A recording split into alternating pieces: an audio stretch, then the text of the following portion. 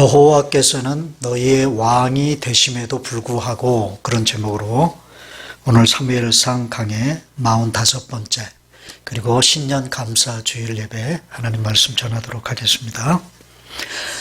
우리 모두는 2020년 새해를 맞이했습니다. 여러분들은 새해를 맞으면서 어떤 마음으로 새해를 맞이하고 계십니까? 그리고 어떤 자세로 2020년을 새롭게 시작하려고 하십니까? 오늘 저는 한 번도 살아보지 않은 2020년이라는 한 해를 우리가 어떤 마음과 어떤 자세로 살아야 할지, 한 해를 향한 각오와 다짐을 한번 좀 생각을 해보려고 그래요. 네.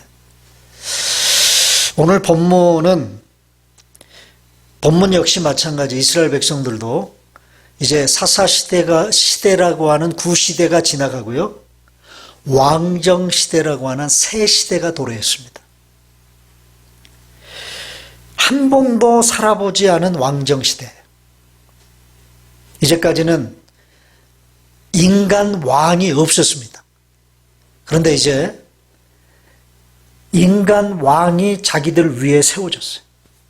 그래서 그 왕이 다스리는 새 시대를 그들이 살아야 하는데, 오늘 본문의 사무엘 선지자는 자신의 사사직을 이제 내려놓으면서, 그 사사직에서 내려오면서 이스라엘 백성들을 길갈로 소집을 해서 길갈에 모아놓고 그들에게 마지막 고별 설교를 하는 내용이 오늘 본문의 내용인데, 이제 이 왕정시대의 새로운 역사를 살아가야 할 이스라엘 백성들을 향해 새로운 각오와 결단을 촉구하는 사무엘 선지자의 설교 내용이 오늘 본문의 내용입니다.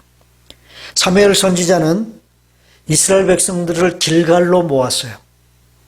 길갈이 어떤 곳이냐 하면요, 길갈이라고 하는 그 지명의 뜻이 뭐냐면 굴러간다, 그런 뜻입니다.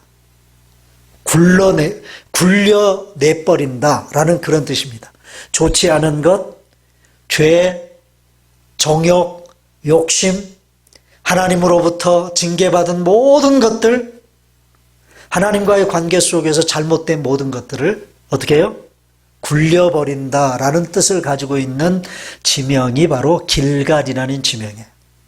그래서 이 길갈이라는 그 지역은요, 이스라엘 백성들의 역사 가운데서, 과거 역사 가운데서 굉장히 그 상징적이고 의미가 있는 그런 지역입니다. 네. 이스라엘 백성들이 이제 애굽에서 종살이 하다가 출애굽해서 광야 40년을 거치고, 그리고 그들이 요단강을 건너서 하나님이 약속하신 젖과 꿀이 흐르는 축복의 땅, 그 가나안 땅에 들어가자마자 처음으로 발을 내디딘 땅이 바로 길갈입니다. 네.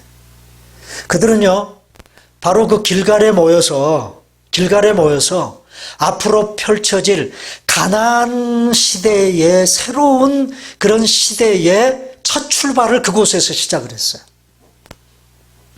자, 이제 또다시 사무엘 선지자는요, 이제 가나안 정복이 끝나고 12지파의 그 가나안 땅을 분배를 했죠. 다 분배하고 사사시대라고 하는 거의 360여 년의 시대가 흐릅니다. 그러고 난 후에 이제 왕정시대를 시작하기 바로 직전에 사무엘 선지자는 바로 그곳, 새로운 시대를 살아가기 위해서 발을 내딛었던 바로 거의 400여 년 전에 이스라엘 백성들이 모였던 그 길갈로 다시 이스라엘 백성들을 모아놓고 사무엘 선지자는 그 백성들에게 외치는 거예요. 뭐라고 외치느냐? 자, 사무엘상 11장 14절입니다. 다 같이 읽겠습니다. 시작. 사무엘이 백성에게 이르되 오라 우리가 길갈로 가서 나라를 새롭게 하자. 자, 뭐라고 외쳤어요? 나라를 새롭게 하자. 새롭게 하자고 외치는 것을 볼 수 있습니다. 자, 여러분, 새롭게 하자고 이스라엘 백성들에게 외치고 난 후에 그러면 어떻게 하는 것이 새롭게 하는 것이냐? 새롭게 하기 위해서 뭐가 필요한가 하는 것을 오늘 본문, 그의 설교의 본론으로 오늘 본문에서 얘기를 하는 거예요. 자, 먼저 첫 번째로 정말 새롭게 하기 위해서 필요한 것이 뭔가? 여러분, 오늘 우리가 2020년 새해를 맞이했어요. 이 새해를 새롭게 하기 위해서, 새롭게 출발하기 위해서 오늘 우리들에게 똑같이 적용되어지는 말씀이에요. 첫 번째 뭐가 필요하냐? 새 출발을 위해서는요, 어제를 되짚어 보는 일이 먼저 필요합니다. 뭐가 필요해요? 어제로 돌아가서 한번 어제를 되짚어 보는 거예요. 얘기가 무슨 얘기냐면, 자, 오늘 본문을 보면요, 사무엘 선지자의 설교의 그 본론의 처음 소두 부분이 뭐냐면 이스라엘 백성들로 하여금 과거를 회상하게 하는 거예요. 과거를 뒤돌아보게 하는 것입니다. 자, 그래서 사무엘 선지자가 뒤돌아보게 하는 과거는 어느 시점부터 시작이 되느냐 하면 출애굽 시대로부터 시작이 되는 거예요. 출애굽. 자, 출애굽 시대는요, 이스라엘 백성들이 한 나라를 형성하게 되는 출발점이죠. 한 나라. 그러니까 나라를 시작하고, 그리고 그들에게 그 하나님의 백성인 이스라엘 백성들이 살아갈 땅을 마련해주는 그런 일이 출애굽 역사 이후의 역사 아닙니까? 그죠? 가나안 땅이라는 땅을 그들에게 주기 위해서 출애굽한 이후에 그들을 이끄시는 그런 역사. 그래서 출애굽할 때부터 가나안에 정착할 때까지의 역사를 먼저 얘기를 해요. 자, 6절입니다. 다 같이 시작. 사무엘이 백성에게 이르되 모세와 아론을 세우시며 너희 조상들을 애굽 땅에서 인도해 내신 일은 여호와시다. 애굽 땅에서 너희를 인도해 내신 분이 누구라고요? 여호와. 누구를 세워서? 모세와 아론이라는 지도자를 세워서 너희들을 애굽 땅에서 출애굽시키고 인도하신 분이 누구예요? 하나님이시다. 하나님. 8절에도 똑같이 반복해서 이 이야기를 합니다. 다 같이 시작. 야곱이 애굽에 들어간 후 너희 조상들이 여호와께 부르짖음에 여호와께서 모세와 아론을 보내사 그 두 사람으로 너희 조상들을 애굽에서 인도해 내어 이곳에 살게 하셨으나. 6절, 8절 똑같은 얘기. 이제 6절에는 애굽에서 인도했다는 얘기만 하고 8절에는 거기에 뭘 갖다 붙였어요? 인도해서 이 가나안 땅에 너희들을 살게 하셨다. 살게 하셨다.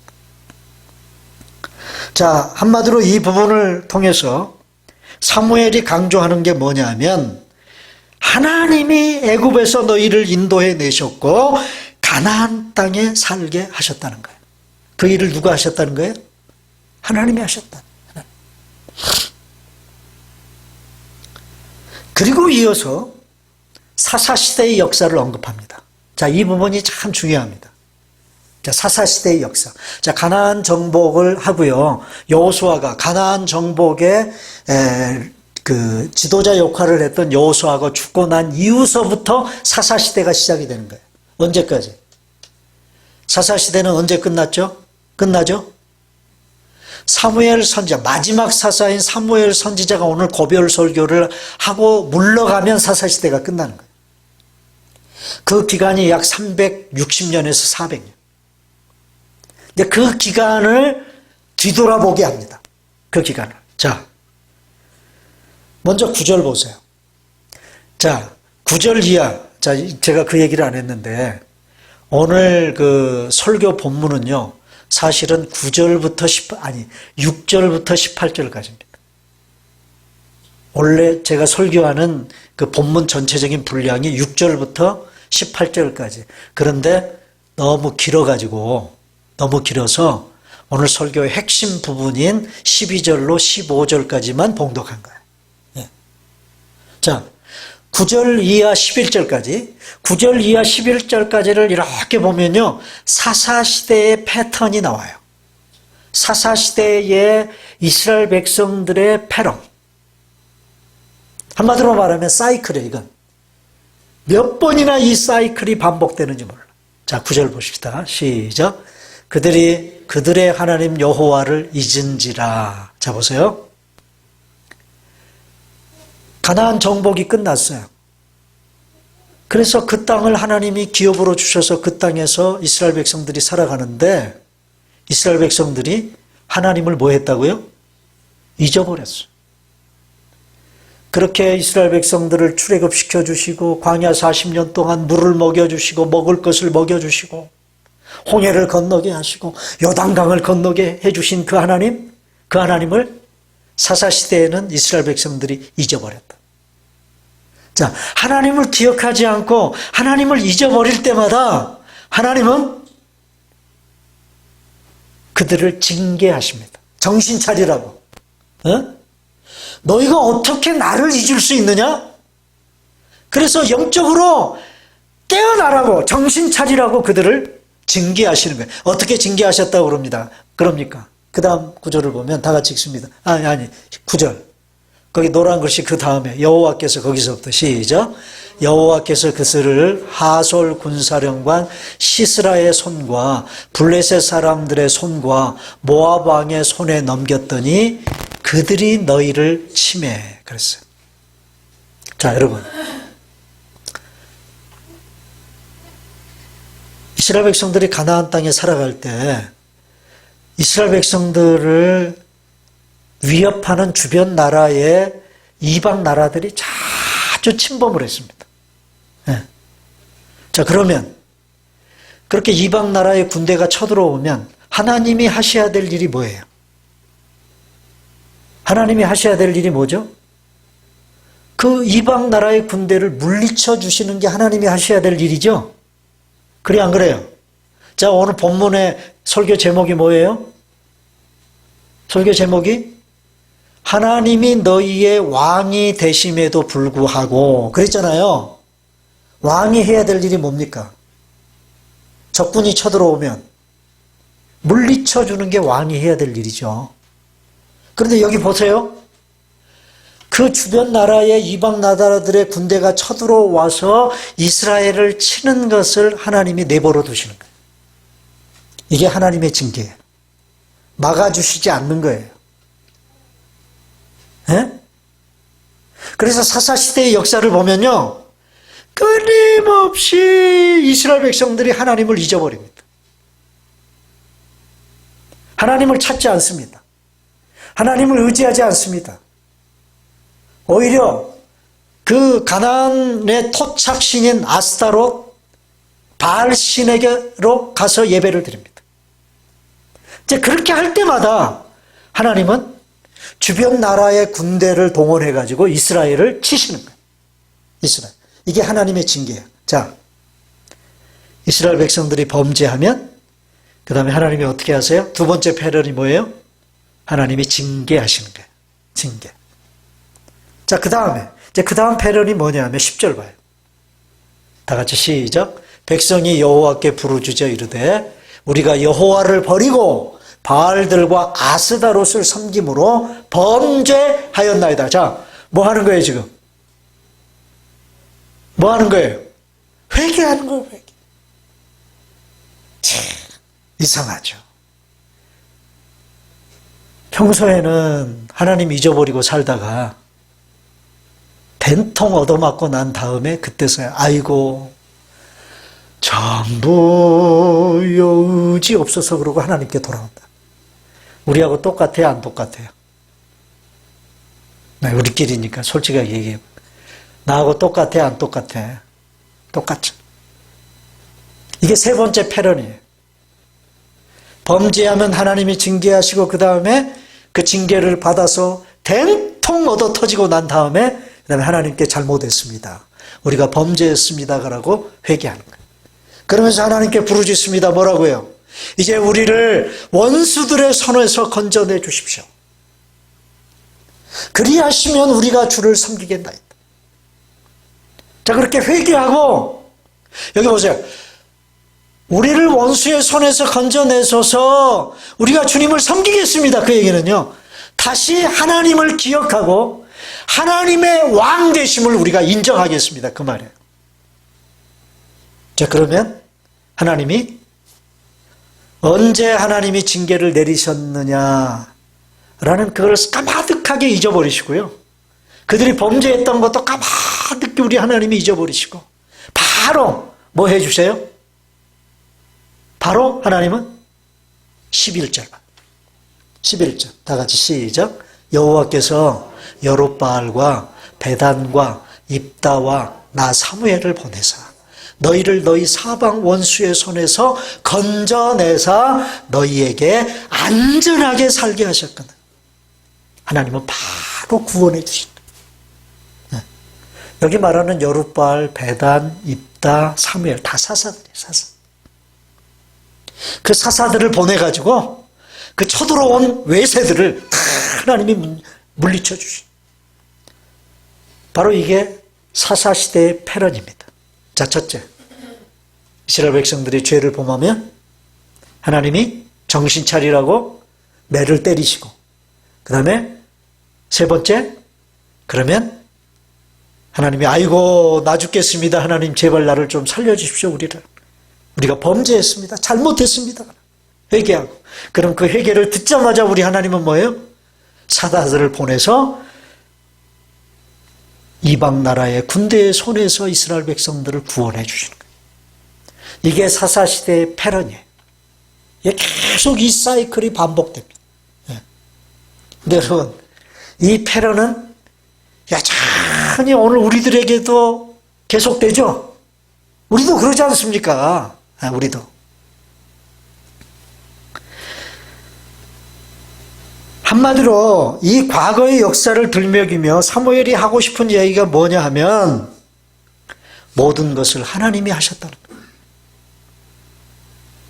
그 하나님과 하나님이 하신 일들을 너희들이 잊으면 안 된다는 거예요.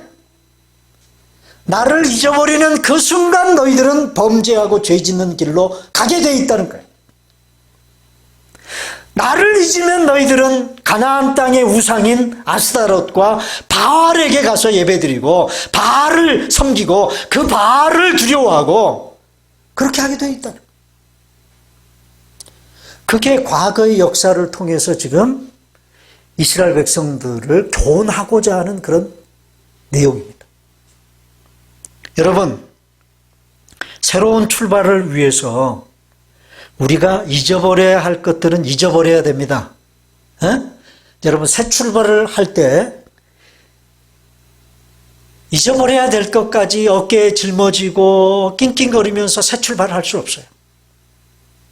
나를 무겁게 내 어깨를 짓눌렸던 2019년의 그 모든 것들은 다 이제는 굴려버려야 돼. 굴려버리고 이제 새롭게 우리가 출발해야 된다 그 말이에요. 자, 이렇게 새 출발을 위해서 잊어버려야 될 것들은 잊어버려야 되지만 그러나 절대로 잊어서는 안 되는 것이 있습니다. 과거를 뒤돌아보며 절대 잊어버려서는 안 될 것 뭘까요? 뭘 잊어버리면 안 돼요? 하나님이 베푸신 은혜, 나를 위해서 하나님이 하신 일을 잊어버리면 안 된다. 하나님이 하신 일을 망각하면 안 됩니다. 잊어버리는 순간 우리는 과거의 실패를 또다시 답습할 수밖에 없어요. 왜 사사시대의 이 네 가지 사이클이 계속 반복됐느냐? 왜요? 과거에 하나님이 자신들에게 은혜를 베풀어 주시고 구원을 베풀어 주시고 그것을 또 잊어버리는 거야 또. 그래서 스페인 출신의 미국 철학자인 산타야나라는 철학자가 이런 말을 했어요. 과거를 기억할 줄 모르는 사람들은 과거를 되풀이하게 되어 있다.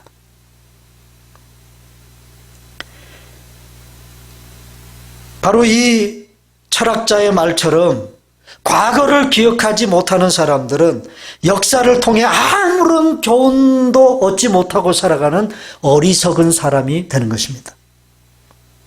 여러분, 금년이 무슨 해죠? 금년이 무슨 해예요?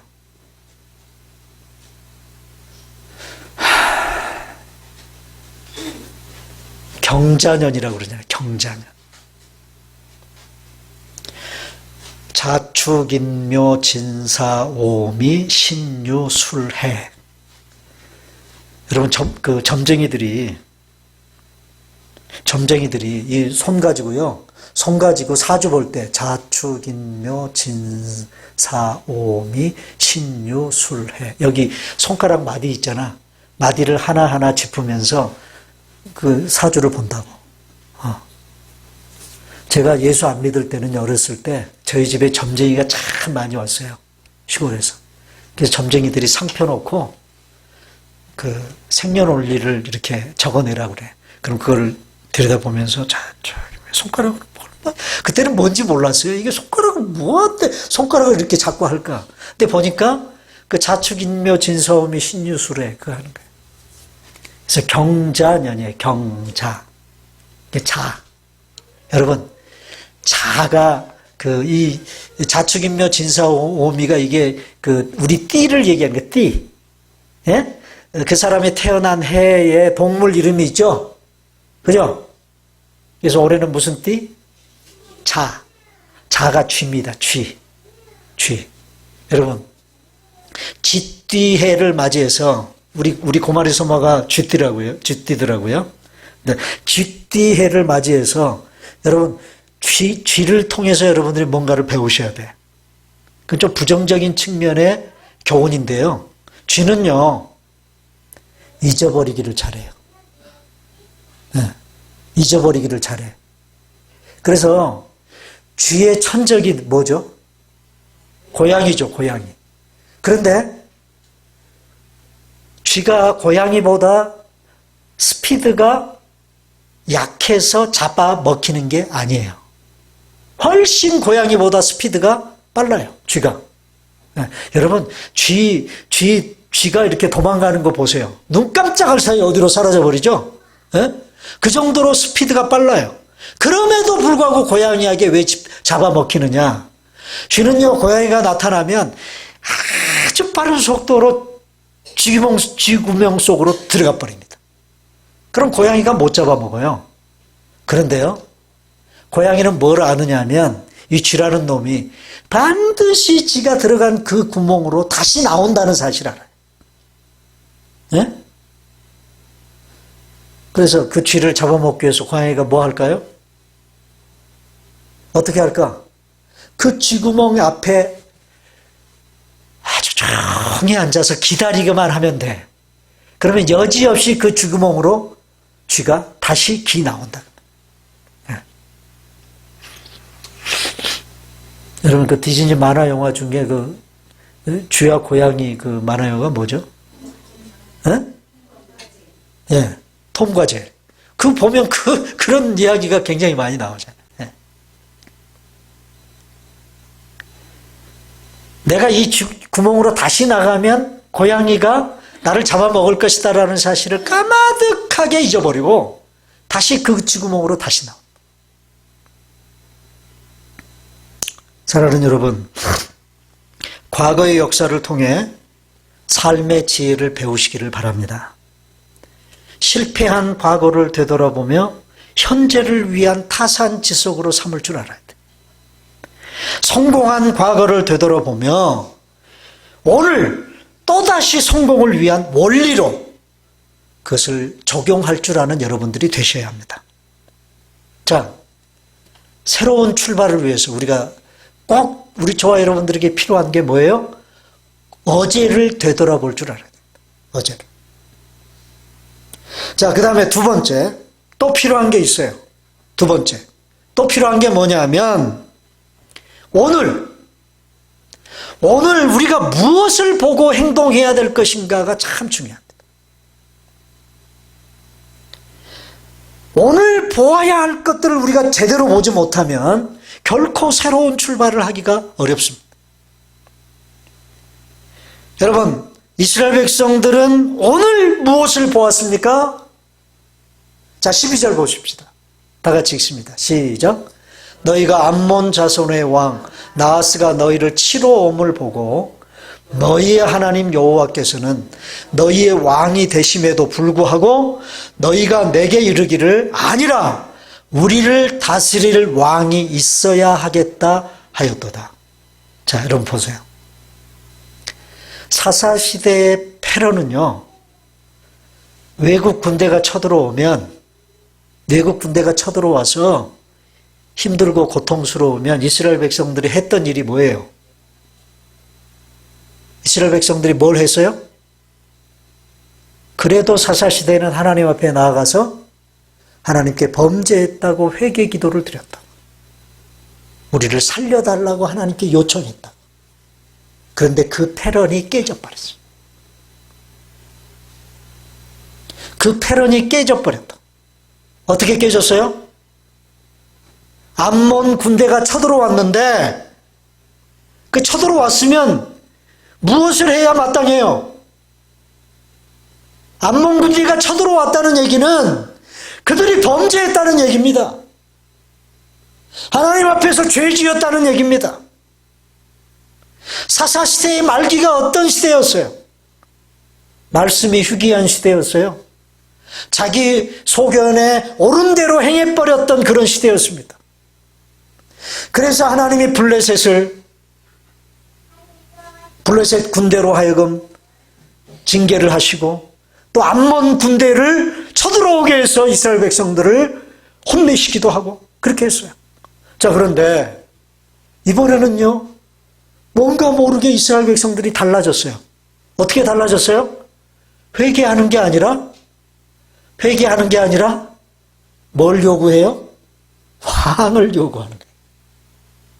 왕을 요구하는 거예요. 그래서 사무엘 선지자가 오늘 이 자신의 설교의 핵심 포인트가 오늘 12절입니다. 애굽에서 너희들을 출애굽시켜서 이곳에서 살게 하고 이 360년의 사사시대가 끝나는 이 지점까지 하나님은 너희들의 왕이 되셔서 너희들의 왕이 되셔서 너희들이 범죄하면 징계하시고 회개하면 너희들을 구원해 주셨다. 그런데 어떻게 이번에는 너희들이 회개하는 게 아니라 왕을 요구하냐? 이제까지 내가 하나님이 너희들의 왕이셨는데도 불구하고 어째서 너희들이 아니라 라고 얘기하며 왕을 요구하냐 그 말이죠. 자, 이 부분을 지적하는.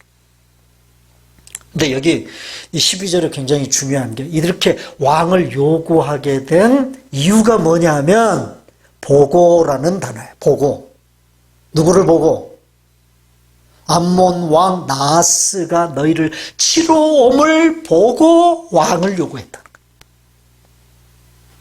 자, 여러분, 자신들을 굴복시키기 위해서 쳐들어온 암몬 왕 나하스를 이스라엘 백성들은 보았습니다.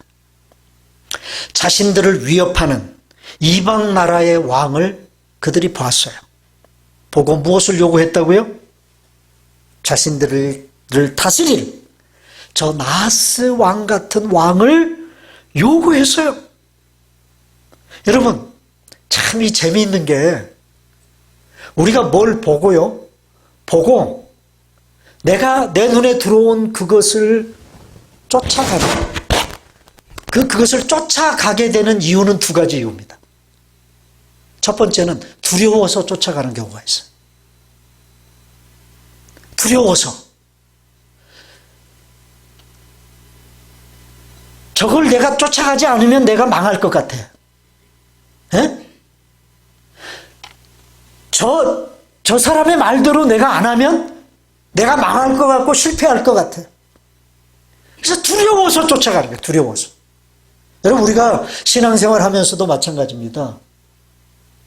세상을 바라보면서 세상이 두려울 때가 여러분 참 많잖아요. 그 세상이 두려우면 그 세상을 쫓아가게 돼 있어요. 또 쫓아가게 되는 또 한 가지 이유가 뭔지 아십니까? 보고 좋으면 쫓아가는 거예요. 뭐 하면? 두려워서도 쫓아가고, 두려워서도, 좋아서도 쫓아가는 거예요. 자, 암몬 왕 나하스가 쳐들어와가지고 이스라엘 백성들을 위협했습니다. 뭐라고 위협했습니까? 우리가 살펴보았죠? 뭐라고? 옳은 돈을 다 빼버리겠다. 이스라엘 백성들의 옳은 눈을 다 빼버리겠다는 거예요. 여러분, 얼마나 가혹한 위협입니까? 얼마나 잔혹한 위협이에요. 두려웠겠어요? 안 두려웠겠어요? 두려웠겠죠? 그런데도 그 나하스를 쫓아가는 거예요. 그런데 여기 왕을 요구하는 이 요구에는요, 그 암몬 왕 나하스의 모습이 보기 좋았을지도 몰라요. 이방 나라의 왕정 체제가 보기 좋았다고 말해. 보기 좋았어요. 이스라엘 백성들은 자신들의 옳은 돈을 뽑아버리겠다고 요구하는 나하스의 위협이 두려우면서도 군사를 일사불란하게 주의하는 눈에 보이는 인간 왕의 모습이 보기에 좋았습니다. 야, 왕이 있으니까 멋있구나. 왕을 중심으로 힘이 결집되니까 다른 나라도 쳐들어갈 수 있네. 우리도 저런 왕 한번 가져봤으면, 그런 생각을 이스라엘 백성들이 가졌다고 말이에요. 그래서 어떻게 했다고요? 그래서 어떻게 했어요? 보이지 않는 하나님의 왕 되심을 거부하고 바로 눈에 보이는 인간 왕을 달라고 요구를 한 것입니다. 한번 물어보십시다, 여러분. 이때까지 이스라엘에 왕이 없었습니까? 왕이 없었어요? 있었습니다. 누가 왕이라고요? 사무엘 선지자가 이제까지도 누가 왕이었다? 여호와 하나님께서 너희의 왕이 되셨음에도 불구하고 하나님이 왕 노릇하셨다 그 말이에요. 그럼에도 불구하고 너희들이 왕을 요구했다는 것입니다. 여러분, 사무엘이 이 부분, 이스라엘 백성들이 오늘 현재 이방 나라의 왕을 바라보고 우리에게도 저 같은 왕을 주십시오 라고 하는 것을 지금 지적하면서 들먹이는 메시지가 무엇입니까? 한마디로 하나님이 출애굽 이후 오늘까지 너희들의 왕이셨다 하는 것을 강조하고 싶은 거예요. 하나님은 자신이 자신의 백성들로부터 왕됨을 거절당하시면서도 이스라엘 백성들의 요구를 하나님은 들어주십니다. 자, 13절 다 같이 시작. 이제 너희가 구한 왕, 너희가 택한 왕을 보라. 여호와께서 너희 위에 왕을 세우셨느니라. 자, 23절을 가만히 읽어보면요, 앞의 내용과 좀 이렇게 맞지 않은 것 같다라는 느낌을 받는 그런 구절이기도 해요. 자, 이스라엘 백성들이 왕을 구하기는 했죠.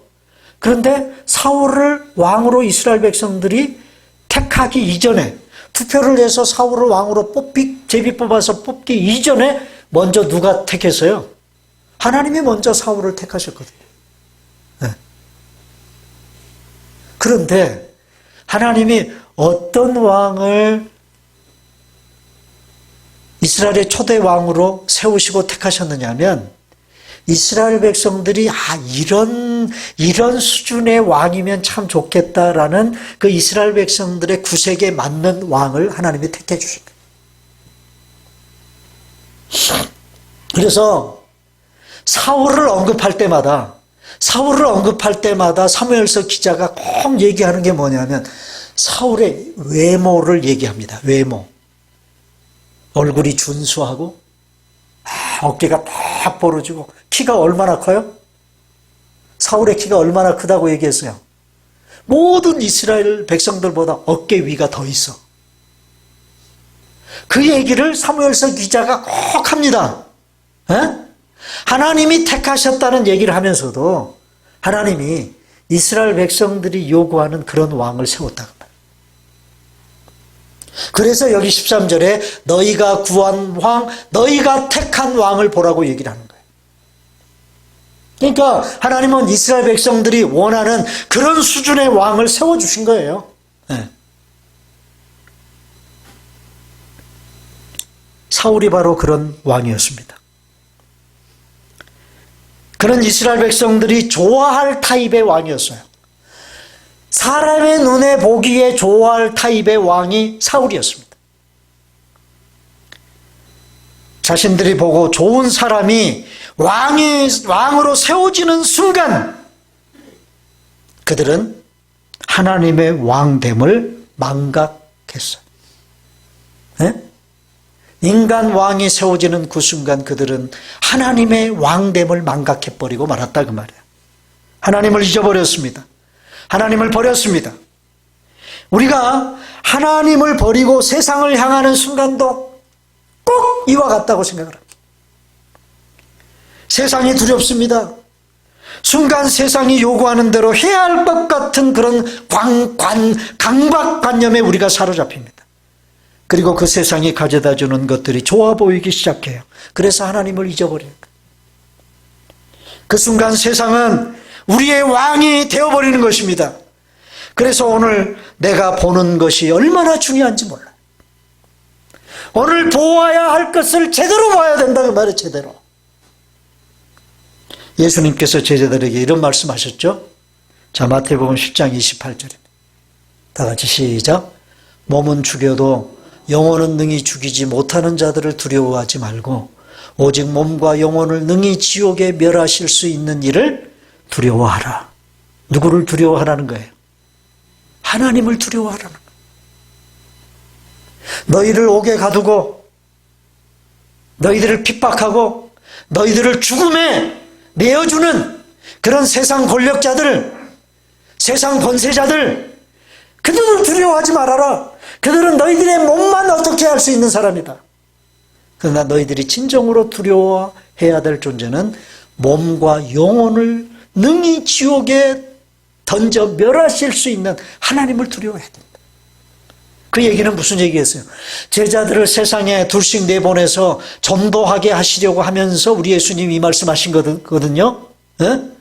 이 말씀을 하시는 이유가 뭡니까? 너희들이 세상에 나가서 세상 권세들이 아무리 너희들을 힘들게 하고 핍박하고 고난에 처하게 한다 할지라도 그들 앞에서 벌벌 떨지 말고 그들이 두려워서 그들 앞에 무릎 꿇지 말고 너희들 배후에서 역사하시는 하나님을 두려워하고 살아 그 일을 하라는 거예요. 사랑하는 여러분, 2020년 한 해 오늘 누구를 보고 살아야 될까요? 누구를 바라보고 사셔야 돼요? 하나님 보고 사시기를 바랍니다. 이 세상보다 크신 분이 누구예요? 이 세상보다 크신 분이 하나님이에요. 믿으십니까? 세상보다 하나님을 두려워하며 사시는 한 해 되시기를 바랍니다. 또 한 가지, 마지막으로 내일을 위한 각오와 결단이 필요합니다. 첫째는 어제를 뒤돌아볼 줄 알아야 되고요. 두 번째는요, 오늘 보아야 할 것들을 제대로 볼 줄 알아야 돼요. 그리고 세 번째는 내일을 위한 각오와 결단이 필요합니다. 자, 이제 왕정시대가 시작되었습니다.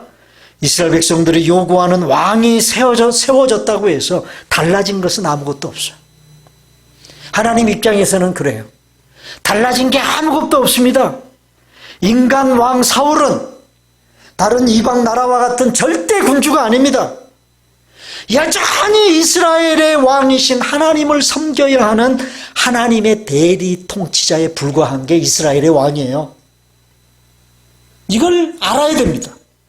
새로운 왕정 시대의 내일을 위해 이 사무엘은 이스라엘 백성들과 사울 왕에게 새로운 각오와 결단을 요청합니다. 자, 그게 뭐냐? 14절. 다 같이 시작.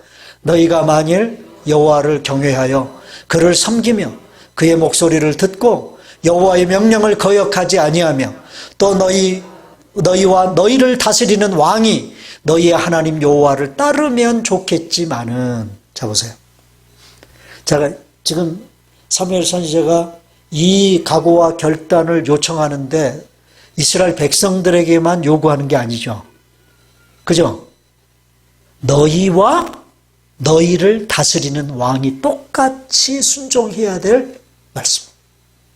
왕도 백성들처럼 똑같이 그 하나님의 명령을 따라서 그 하나님을 경외하고 그 하나님을 섬기고 그 하나님의 목소리를 듣고 그 사람의 명령을 거역하면 안 된다 그 말이야. 그러니까 여러분, 이 사무엘의 이 말 속에는 어떤 의미가 담겨져 있느냐? 사울 왕도 하나님의, 사울 왕인데도 불구하고 하나님의 쫄따구다. 이스라엘이라는 나라는요, 왕도 하나님의 쫄병이에요. 아시겠어요? 여러분, 우리는 다 하나님의 쫄병들입니다. 그래 안 그래요? 목사 쫄따구, 권사 쫄따구, 안수집사 쫄따구, 다 우리가 다 하나님 앞에서 쫄병들이에요. 그걸 인정하라는 거예요. 그걸 알고 신앙생활하라는 거예요. 그걸 알고. 자, 여기 보세요. 마지막. 너희 왕이 너희 하나님 여호와를 따르면 좋겠지만은, 여기 좋겠지만은 말 속에는 무슨 의미가 담겨져 있느냐? 이제 그러는 한 나는 너희들을 끝까지 지켜줄 거라는 거예요. 건져주고 축복하고 너희들을 가나안 땅에서 안전하게 살게 해주고 그렇게 하겠다는 거예요. 자, 그러나 14절. 자, 14절입니다. 15절 시작. 너희가 만일 여호와의 목소리를 듣지 아니하고 여호와의 명령을 거역하면 여호와의 손이 너희 조상들을 치신 것 같이 너희를 치실 것이다. 안 지켜주겠다. 축복 안 하겠다.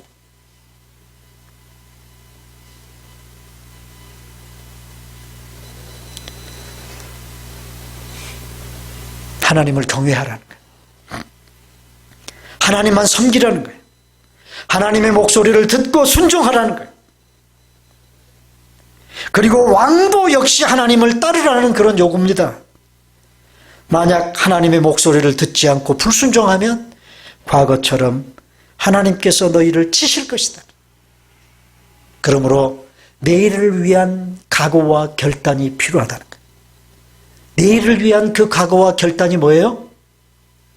그게 뭐예요? 하나님 경외하라. 이 경외하라는 말은 누구를 두려워해야 되는가? 누구를 두려워해야 되느냐? 하나님을 두려워하고 살아라. 그를 섬기라는 얘기는 하나님께만 예배드리라는 얘기. 그리고 그 하나님의 목소리를 다 귀 기울여 듣고 그리고 그 하나님의 명령을 너희들이 절대로 불순종하면 안 된다. 사랑하는 여러분, 2020년이라는 한 해, 여러분들 앞에 펼쳐질 이 한 해의 삶을 위해서 오늘 저와 여러분들이 결단하고 각오해야 될 말씀도 똑같은 말씀이에요. 매 주일마다 이 자리에 나와서 여러분들이 예배 드릴 때마다 이 각오와 결단이 여러분들에게 있으셔야 돼요. 그럴 때 또 한 주간의 삶을 하나님이 지켜주실 것입니다. 여러분, 예배의 자리에 나올 때마다 다음 한 주간을 위하여 여러분들이 각오와 하나님 앞에서 각오하고 결단해야 될 말씀이 오늘 14절과 15절의 말씀입니다. 사랑하는 여러분, 2020년을 새롭게 시작하는 첫 주일입니다. 과거를 되돌아보며 하나님께서 하신 일들, 곧 은혜 베풀어 주시고 지켜주시고 돌보아 주신 것을 잊지 마시기를 바랍니다. 하나님을 잊는 순간 우리는 세상 앞에 무릎 꿇게 되어 있습니다. 세상보다 크시고 두려운 존재인 여전히 나의 왕이신 하나님만 바라보며 오늘을 사시는 여러분 되시기를 바랍니다. 그리고 그분만을 경외하고 그분만을 예배하고 그분의 말씀에 귀 기울이고 왕이신 그분의 명령에 절대 순종하며 살아가겠다고 결단하며 내일을 살아가실 수 있기를 바랍니다. 우리가 믿는 하나님은 우리가 이스라엘 백성들이 대접했던 것처럼 그렇게 대접해서는 안 될 만큼 크고 위대하신 분이에요. 그래 안 그래요? 어떻게 감히 암몬 왕 나하스와 하나님을 비교할 수 있어요? 정말 그 자리에서 벼락 맞아 죽지 않은 게 다행이죠. 어떻게 나하스를 보고 이방 나라의 군주를 보고 저 왕 같은 왕을 우리에게 주십시오. 이스라엘 백성들의 왕이셨던 하나님을 버리고 그럴 수 있습니까? 그래서 오늘 본문 마지막을 보면요. 오늘 본문 마지막을 보면 하나님이 얼마나 크신 하나님인가를 이스라엘 백성들에게 목전에서 바로 그 이스라엘 백성들의 목전에서 바로 깨닫게 해주세요. 자, 16절. 다 같이 시작. 너희는 이제 가만히 있어서 여호와께서 너희 목전에서 행하신 이 큰 일을 보라. 17절. 시작. 오늘은 밀 베는 때가 아니냐. 내가 여호와께 아뢰리니 여호와께서 우리와 비를 보내사 너희가 왕을 구한 일 곧 여호와의 목전에서 범한 죄악이 큼을 너희에게 밝히 알게 하겠다. 자, 여러분, 중동 지역에 이스라엘 나라에 밀 베는 때는요 비가 안 오는 때입니다. 그런데 우리말에 그 마른 하늘에 날벼락이라는 그런 말이 있잖아요. 비가 안 오는 때인데 사무엘 선지자가 하나님께 기도하자마자 하나님이 뭐예요? 우레와 비를 보내시는 거예요. 와, 여러분, 우리가 이런 일을 안 당해봐서 그렇지 만약 이 자리에 우리가 있었다면 하나님이 두렵게 느껴지겠어요? 안 느껴지겠어요? 느껴지겠죠? 그래서 17절에 18절에 자, 다 같이 시작. 이에 사무엘이 여호와께 아뢰매 여호와께서 그날에 우레와 비를 보내시니 모든 백성이 여호와와 사무엘을 크게 두려워하니라. 이제서야 비로소 뭐예요? 여호와 하나님을 크게 두려워하라. 사랑하는 여러분, 금년 한 해 하나님을 어떻게 대접하고 살아야 될 것인가 하는 것을 마음에 결단하시길 바랍니다. 하나님은 나의 뭐가 되신다? 왕이시다. 왕의 명령 앞에 굴복하면 어떻게 돼요? 왕의 명령에 거역을 하면 뭐가 되죠? 역적이 되잖아요. 역적. 여러분, 옛날 조선시대의 역적은 어떻게 됐어요? 역적은 삼족을 멸했대요. 삼족을. 하나님이 우리는 여러분 정말 은혜 시대에 사는 것을 감사하세요. 네? 은혜 시대에 우리가 살아가고 있다는 사실을 감사하시죠. 그러나 여전히 하나님은요, 우리를 바른 길로 인도하시기 위해 우리가 하나님의 명령을 거역하면 여전히 회초리를 드시는 분이 하나님이세요. 믿으십니까? 안 맞으려면 어떻게 해야 돼요? 어떻게 해야 돼요?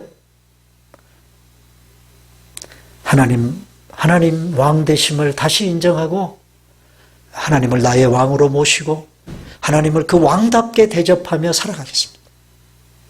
그 결단하시기를 바랍니다. 사랑하는 여러분, 자신의 백성들에게 베풀어 주신 왕이신 우리 하나님의 은혜와 축복, 내가 하나님을 왕으로 대접하며 살아가는 한 왕 되신 우리 하나님은 자신의 백성들에게 은혜를 베푸시고 그들을 돌봐주시고 그들을 위험에서 건져주셔야 될 책임이 우리 하나님께 있어요.